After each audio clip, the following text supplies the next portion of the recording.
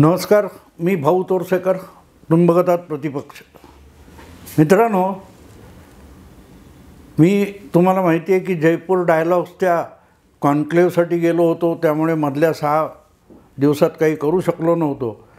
पण आता ज्या पद्धतीत आपल्या ग्रामपंचायतीचे निकाल आलेले आहेत ते बघितल्यानंतर त्याचं प्रत्येकजण आपापल्या भूमिकेतून आणि नजरेतून विश्लेषण करतो की जे निकाल आले ते असे का आलेत. त्यामध्ये भाजप परत एकदा पहिला पक्ष ठरला आहे, त्यामुळे त्याच्याविषयी फार काय बोलायला पाहिजे असं नको. जी वस्तुस्थिती माध्यमांनी आणि प्रामुख्याने महाराष्ट्रातले संपादक, पत्रकार, विश्लेषक यांनी सातत्याने नाकारली, ती परत एकदा सिद्ध झाली की भाजप हाच एक नंबरचा पक्ष आहे. पण गंमत अशी असते की भाजप जिंकला असं म्हणायचं अनेकांना आवडत नाही, आणि त्यामुळे मग वेगवेगळं विश्लेषण सांगताना किंवा भाजप कसा लोकांच्या मनातून उतरला आहे हे सांगण्यासाठी जी वेगवेगळी कारणं शोधली जातात, त्यामध्ये उद्धव ठाकरे यांना मुख्यमंत्रीपदावरून ज्या प्रकारे भाजपने घालवलं त्यासाठी शिवसेनेत फूट पाडली हे जितक्या अगत्याने सांगितलं जातं, त्याच प्रकारे शरद पवार आणि उद्धव ठाकरे या दोघांनी मिळून विधानसभेत थेट मतदाराचा कौल मिळवलेल्या देवेंद्र फडणवीसांच्या तोंडचा घास काढून घेत त्यांना पुन्हा येईन या शब्दासाठी हास्यास्पद बनवण्याच्या नादामध्ये जनमताचा कौल पायदळीत उडवण्याचं जे नाटक झालं होतं त्याबद्दल मात्र माध्यमं बोलवत नाहीत. बोलायचं काय तर उद्धव ठाकरे यांच्याविषयी फार मोठी सहानुभूती आहे. मुद्दा असा असतो ना मित्रांनो, मी नेहमी एक उदाहरण माझ्या व्याख्यानातून आणि देतो की दगडाला शेंदूर फासला की देव होतो. लोक येऊन तो शेंदूर फासलेला दगड ठेवले तिथे डोकं टेकायला लागतात. लोकांची श्रद्धा त्या शेंदूर फासलेल्या दगडावर असते, कारण ती श्रद्धा ही शेंदूर फासलेल्यासाठी असते, दगडासाठी नसते. आणि त्यामुळे लोक आपल्या पाया पडतायत तर पाडून घ्यावं, पाया पडून घ्यावं. पण आपण देव झालोय या भ्रमात त्या दगडाने कधी वागायचं नसतं. ज्या वेळेला तो दगड स्वतःला देव समजून हालचाली करायला लागतो, वागायला लागतो, तेव्हा लोकांना तो देव नसून भुताटकी असं वाटायला लागतं. त्यामुळे लोकांनी, माध्यमांनी कितीही खोटं कौतुक केलं तर झाकली मूठ 1.25 लाखाची. म्हणून जर उद्धव ठाकरे त्यातलं वास्तव ओळखून शहाणपणाने राजकारण करत राहिले असते तर त्यांच्यावर एवढी रडकुंडीला येण्यासारखी पाळी आज आली नसती. तुम्हाला माहिती आहे, गेल्या 16 महिन्यापासून उद्धव ठाकरे आणि त्यांचे सुपुत्र आदित्य ठाकरे उठसूट हिम्मत असेल तर, मर्द असाल तर अशी आव्हानं एकनाथ शिंदे आणि देवेंद्र फडणवीसांना देत होते. हिम्मत असेल तर निवडणुका घेऊन दाखवा, लोकच तुम्हाला तुमची जागा दाखवतील वगैरे वगैरे वाटतेले. संजय राऊतांबद्दल तर काय बोलायला नको, ते तोंडाला येईल ते बरळत असतात. त्यामुळे हिम्मत असेल तर, हिम्मत असेल तर. शिवाय आणखीन एक युक्तिवाद होता, जर तुमच्याकडे फोडाफोडी करून, गद्दारी करून, खोके वापरून इतकं चांगलं बहुमत होतं तर मग राष्ट्रवादी काँग्रेस कशाला फोडली? त्यांचे 40 आमदार फोडून सत्ताधारी गोटात का नेलेत? हिम्मत असेल तर जनतेला सामोरं जा. जनतेला सामोरं जाण्याची वेळ आली तेव्हा उद्धव ठाकरेंची जागा काय आहे ही त्याच जनतेने दाखवून दिली. ज्यांना तुम्ही गद्दार गद्दार गद्दार म्हणून हिणवत होता त्या गद्दारांना मतदार मदतीला आलाय, मतदार मदतीला आलाय. आणि हे सगळं उद्धव ठाकरेंनी चूक केली, उद्धव ठाकरे फसले, उद्धव ठाकरे गाफील राहिले असा खुलासा देता येणार नाही. का खुलासा देता येणार नाही? उद्धव ठाकरेंना गाफील राहण्याची हौस आहे. नाहीतर आपल्याला कोण वास्तव सांगतोय आणि कोण आपल्यासमोर निव्वळ चमचेगिरी करतोय, आमच्यासारख्या यूट्यूबर्सच्या कॉमेंटमध्ये घुसून आम्हाला शिव्या घालायचा, चाटुकार म्हणायचे, यासाठी एक फौज तयार केलेली आहे. रोजच्या रोज सुशील कुलकर्णी असेल, मी असेल, प्रभाकर सूर्यवंशी असेल, अश्विन अघोर असेल, आबा माळकर असेल, त्यांच्या व्हिडिओ खाली येऊन शिवराळपणा करायचा आणि आम्हाला चाटुकार म्हणायचे, पण आम्ही वास्तविक सांगत होतो. आम्ही उद्धव ठाकरेंना धोक्यापासून वाचवत होतो. कोण आहे भाऊ तोरसेकर, कोण आहे ते बाकी सूर्यवंशी आणि सुशील, हे त्या हायवेवर वेगाची गती म्हणजे गाडीचा वेग किती ठेवावा, धोक्याचं वळण आहे, असे जे बोर्ड लागलेले असतात त्यापेक्षा आमची वेगळी काही मान्यता नाही आहे, लायकी नाही आहे. आम्ही धोके दाखवू शकतो पण आम्ही वाचवू शकत नाही. आम्ही धोक्याची जागा दाखवतो. आणि पत्रकारिता किंवा विश्लेषक जे असतात, टीकाकार जे असतात, त्यांचं हेच काम असतं. कोणाचा ॲक्सिडेंट करायचा नसतो आणि कोणाला वाचवायचं सुद्धा नसतं. कारण वाचवणं हे त्या हायवेवरच्या फलकाच्या आवाक्यातली गोष्ट नसते. हा पण इथे धोका आहे, इथे धोका आहे, यासाठी गाडीवानाला त्या रस्त्यावरून जाणाऱ्यांना सावध करणं ही त्या फलकाची जबाबदारी असते. तेवढी जबाबदारी आम्ही टीकाकार म्हणून पूर्ण करत असतो.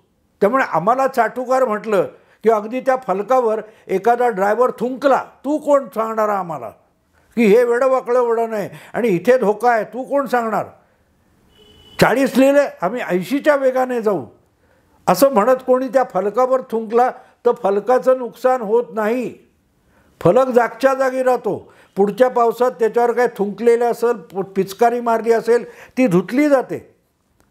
पण दरम्यान त्या फलकावरची सावधानता जी सांगितलेली असते ती तुम्ही स्वीकारली नाहीत तर तुम्ही पुढच्या क्षणी कुठच्या तरी भयंकर अपघातात सापडत असता. आणि तोच अपघात उबाठा शिवसेनेच्या वाट्याला दुसऱ्यांदा आलेला आहे. कारण ह्या ज्या ताज्या ग्रामपंचायत निवडणुका झाल्या काय 2259 वगैरे अशा, त्यामध्ये जे मूळ 4 पक्ष होते त्याचे आता महाराष्ट्रात 6 पक्ष झालेत. 2 राष्ट्रवादी, 2 शिवसेना, 1 काँग्रेस, 1 भाजप, या 6 पक्षांच्या शर्यतीमध्ये राज्यातला 1 नंबरचा, देशातला 1 नंबरचा अतिशय उत्कृष्ट मुख्यमंत्री होता, त्याचा पक्ष 6व्या क्रमांकावर फेकला गेलेला आहे. थोडक्यात एक तर असं म्हणावं लागेल की महाराष्ट्राच्या मतदारांना सर्वोत्तम मुख्यमंत्री नको आहे. मीडिया, माध्यमं, पत्रकार आणि चमचे पत्रकार हे जे काही उद्धव ठाकरेंना हरभऱ्याच्या झाडावर चढवत होते त्यांनीच एक प्रकारे उबाठा शिवसेनेला बुडवलेलं आहे. आता मला एक गोष्ट सांगा मित्रांनो, जर खरोखरच उद्धव ठाकरे यांचं मुख्यमंत्रीपद गमावल्यामुळे रस्त्यावरच्या सामान्य मतदाराला इतकी हळहळ वाटली असेल तर मग या ग्रामपंचायती याच्यातून विधानसभेत काय होईल, लोकसभेत काय होईल याचं उत्तर मी बिलकुल शोधणार नाही. ते गैरलागू आहे. पण पहिली निवडणूक आणि राज्याच्या अनेक भागात, अनेक तालुक्यामध्ये या 2259 ग्रामपंचायतीच्या निवडणुका झाल्या. त्या निवडणुकांमध्ये उद्धव ठाकरे यांच्या पक्षाला जे काय दावे केले जातात त्यानुसार 6वा क्रमांक मिळालेला आहे. 6वा क्रमांक लक्षात घ्या. मग ही वेळ उद्धव ठाकरे यांच्यावर कोणी आणली? त्यांच्याशी दगाफटका केलेल्या एकनाथ शिंदेने आणली का?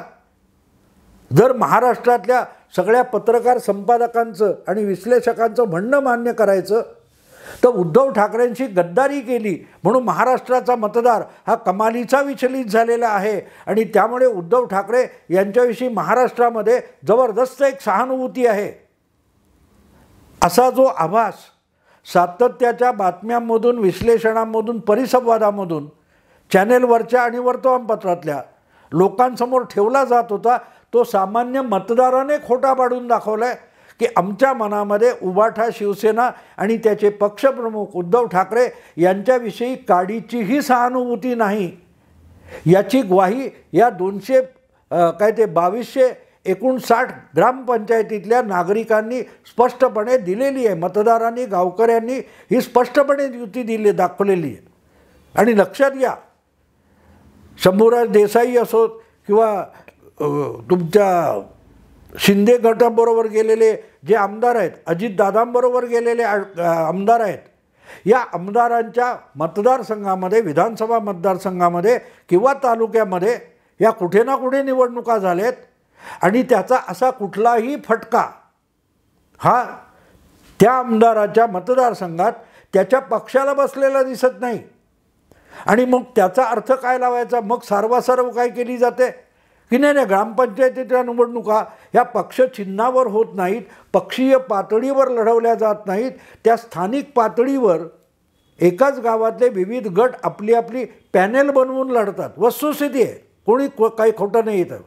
पण प्रश्न असा असतो की ते पॅनल राज्य पातळीवर, जिल्हा पातळीवर किंवा राष्ट्रीय पातळीवर त्या पॅनेलचा प्रमुख कोणाच्या मागे उभा राहणार असतो त्याला प्राधान्य असतं राजकारणाचं ॲसेसमेंट करताना, आकलन करताना.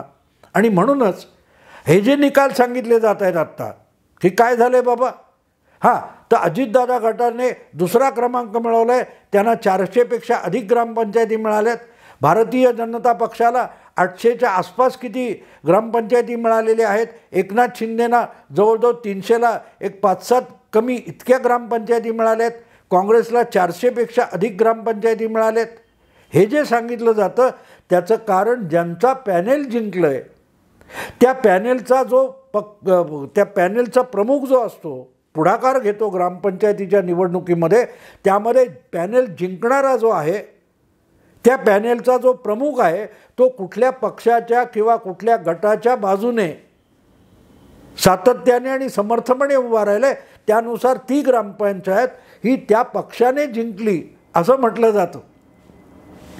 आणि त्याचा जेव्हा हिशोब मांडला जातो तेव्हा 2259 ग्रामपंचायतीपैकी काय 700-800 भाजप, 400पेक्षा अधिक अजितदादा आणि 300च्या आसपास तुमचे एकनाथ शिंदे, या तिघांची बेरीज केली तर ती 2200मध्ये जवळजवळ 1400 ते 1500 येऊन पोचते.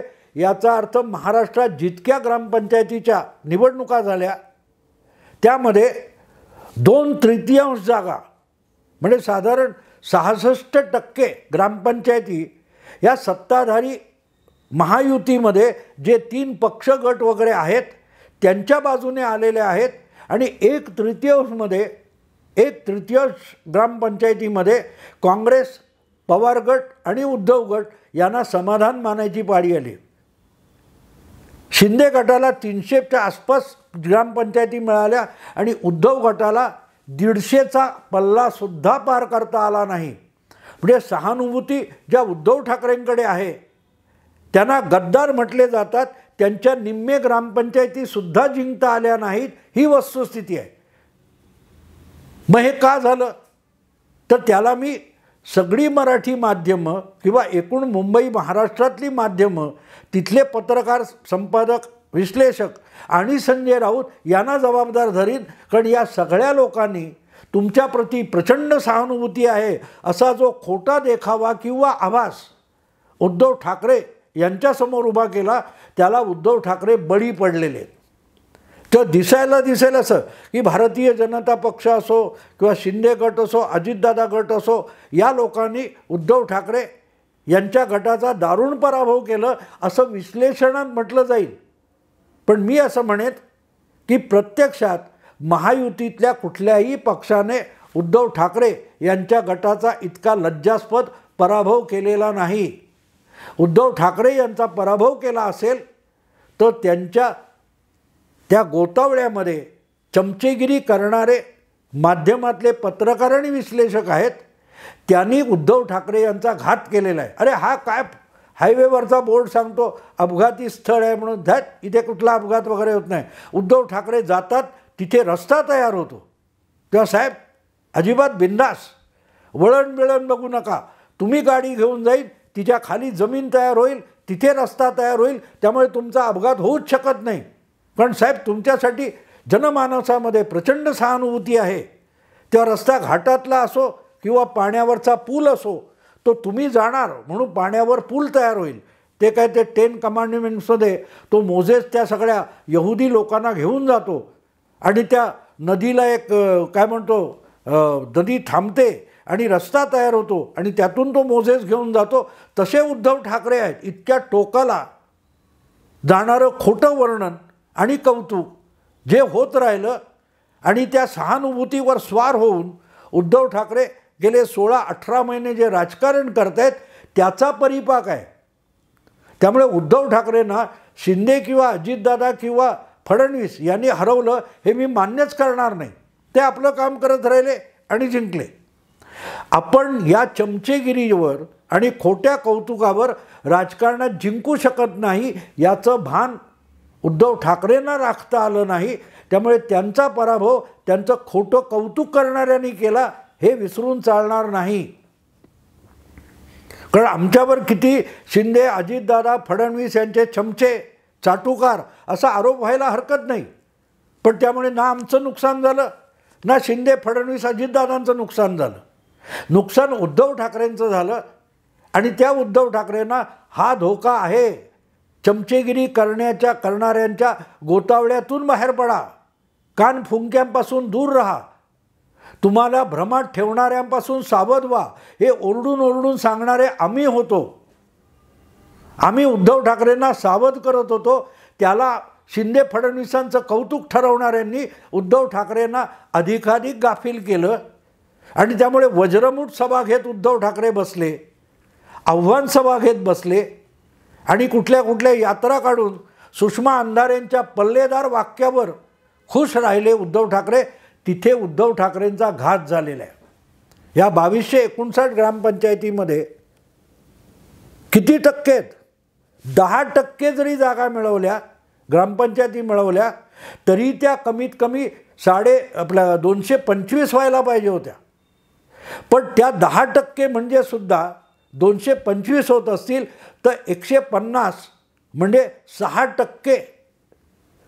एकूण जितक्या ग्रामपंचायती झाल्या त्यापैकी 6% ग्रामपंचायतीसुद्धा उद्धव ठाकरे जिंकू शकले नाहीत. त्यांच्यापेक्षा शरद पवारांच्या गटाला अधिक ग्रामपंचायती मिळाल्या.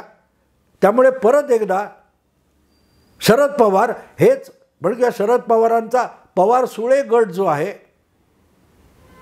तो उबाठा शिवसेनेपेक्षाही वरचढ झाला. अर्थात चमचे आहेत ते चमचे असतात. त्यामुळे आता जे गेले 16 महिने उद्धव ठाकरेंच्या प्रती प्रचंड सहानुभूती आहे असा मुख्यमंत्री देशात, जगात आणि महाराष्ट्रात कधी झाला नाही, अशी चमचेगिरी, भाटगिरी करणारे आहे ते आतासुद्धा उद्धव ठाकरे यांचं कौतुकच करतील आणि म्हणतील बघा उद्धव ठाकरेंनी छक्का मारला. 6वा नंबर म्हणजे काय?